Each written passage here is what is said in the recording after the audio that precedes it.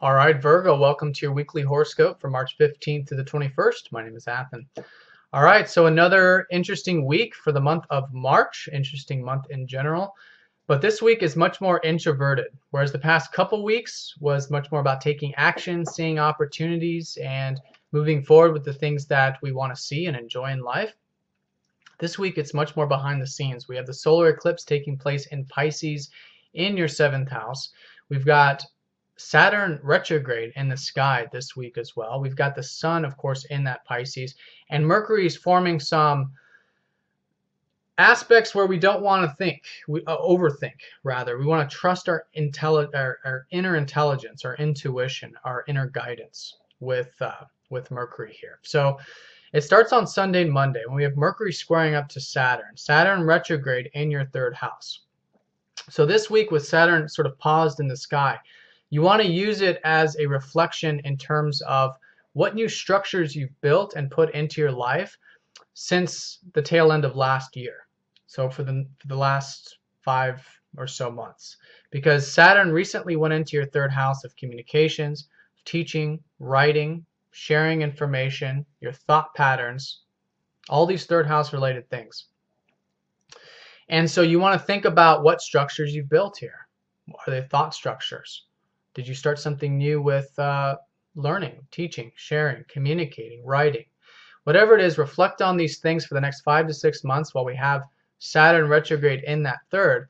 But with him stopped in the sky, you don't want to make any real decisions right now about it. You want to just, wait, and there's this pause, and you want to reflect and learn, because it's this sort of slow, very slow planet. So when he slows down like this, we really want to just stop for a second. And then once he goes retrograde and starts to gain momentum retrograde, then we'll start to learn more through experience and putting it into practice and these types of things. But definitely right now, especially the first part of this week, reflect. And with a square from Mercury, it's especially so. I see it as a sort of integration.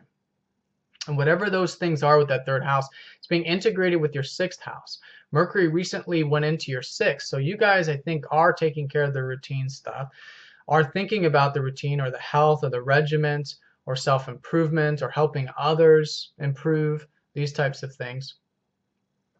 And so whatever that is, a square from Saturn is an integration here. So take your time with it, go slow with it. Don't allow that sharp eye from Saturn to make it cold and make it like depressing either, because a square from Saturn, not that it's going to be depressing, it's just it can be sometimes overly realistic, sometimes so realistic to the point that it's not even real, it's just pessimistic. So if you are experiencing that, be willing to see things very realistically, but not overly realistically, relating to specifically the third house and the sixth house in particular. I would say definitely the sixth house.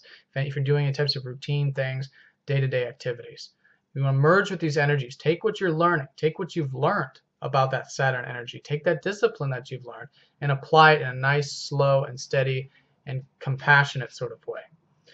Monday, Tuesday, Uranus squaring up to Pluto exact. I've been talking about this a lot. Pluto's been transiting your fourth house, Uranus your seventh. So you guys are going through changes with home, family, or your emotional state with Pluto transiting your fourth, squaring up to the seventh, which is you guys are finding freedom through relationships or through partnerships or business dealings. So this energy, again, is an integration. You want to work with it. Now, I don't see it as very external, although it might externalize for some of us. In either case, if you do find yourself acting and taking a lot of energy this week, just make sure you have that peace, presence, and flow in what you're doing.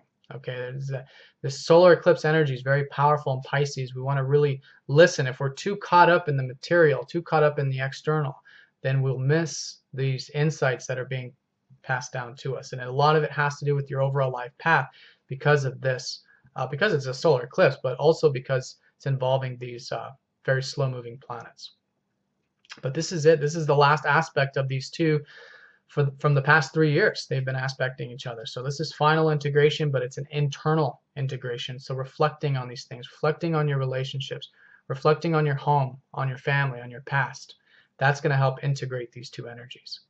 Tuesday, Mercury goes over Neptune in that sixth house. You guys are going with the flow, or should be going with the flow, with the routine, with the health, with the regiments.